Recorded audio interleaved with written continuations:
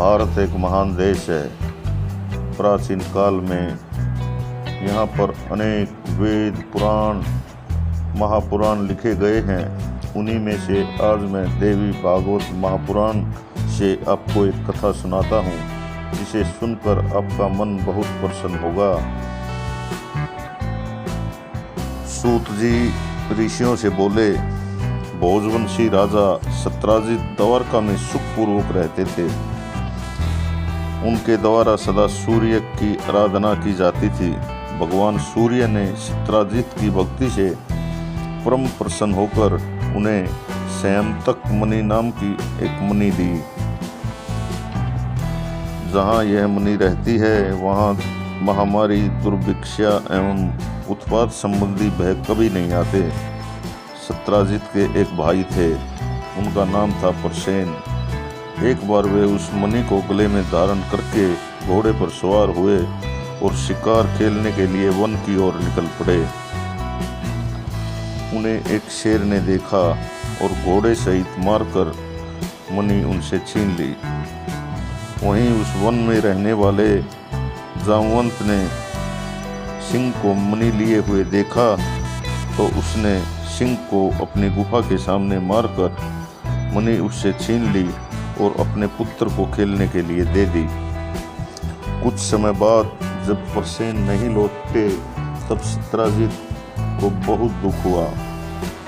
उसने कहा, पता नहीं किसे मणि पाने की इच्छा हो गई होगी, जिसके हाथों प्रसेन मारा गया होगा। फिर भी जन समाज के मुख से द्वारका में इस प्रकार की कहानी फैल गई कि हो ना हो श्री कृष्ण ने प्रसेन को मार डाला है, क्योंकि मणि में उसकी आसक्ति थी। यह बात जब होते होते श्री कृष्ण के कानों में पड़ी तब वे बहुत चिंतित हुए। वह इस दोष को दूर करने के लिए कुछ द्वारकावासियों को अपने साथ लेकर वन में पहुंचे। वहां पर शेर द्वारा मारे हुए प्रसेन को देखा और खून की बूंदों को टोते टोते जब वे आगे बढ़े तो आगे एक गुफा थी, उसके सामने शेर मरा हुआ था। तब श्री कृष्ण ने द्वारकावासियों से कहा कि तुम लोग मेरे लौटने तक यहीं रहना, मैं मणि का पता लगाने के लिए इस गुफा में अंदर जा रहा हूँ। लोगों ने कहा, बहुत अच्छा, और वे उसी जगह पर खड़े हो गए। भगवान श्री कृष्ण गुफा के अंदर चले गए जहाँ जामवंत रहता था।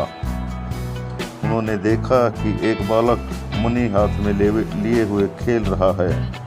उन्होंने मणि को उनसे छीनने की चेष्टा की तो बालक चिल्लाने लगा।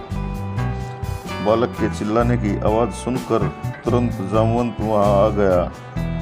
उसका भगवान श्री कृष्ण के साथ युद्ध आरंभ हो गया। दोनों में 27 दिनों तक घोर युद्ध हुआ। उधर द्वारकावासी भगवान श्री कृष्ण की प्रतीक्षा में गुफा के द्वार पर रुके थे। 12 दिनों तक उन्होंने जब श्री कृष्ण को बाहर नहीं आते देखा तो वे डर कर अपने घर लौट गए। पहुंचने पर उन्होंने आरंभ से अंत तक का सारा समाचार वहां कह सुनाया। अपने पुत्र की कष्ट कहानी सुनकर वसुदेव परिवार सहित शोक सागर में डूबने उतरने लगे। इतने में देवर्षि नारद ब्रह्मलोक से वहां पधारे। वासुदेव जी उठकर खड़े हो गए। नारद जी ने बुद्धिमान वासुदेव जी से कुशल समाचार पूछा, फिर कहा, आप चिंतित क्यों हैं, इसका कारण बताइए। वसुदेव जी ने कहा, मेरा प्रिय पुत्र श्री कृष्ण प्रसेन को खोजने के लिए द्वारकावासियों के साथ वन में गया था। हे मुनि, बहुत दिन व्यतीत हो गए, अब तक मेरा वह प्राण प्रिय पुत्र वापस नहीं लौटा। मैं इसीलिए चिंतित हूँ। कोई ऐसा उपाय बताने की कृपा कीजिए जिससे मेरा लड़का शीघ्र वापस आ जाए। नारद जी बोले, हे यदुश्रेष्ठ, तुम पुत्र प्राप्ति के लिए अम्बा देवी की आराधना करो। तुम नवरात्रि विधि से उन भगवती जगदम्बिका का पूजन करो और 9 दिनों में श्रीमद् देवी भागवत पुराण सुनो। उस पुराण के श्रवण करने से शीघ्र ही तुम्हारा पुत्र लौट आएगा।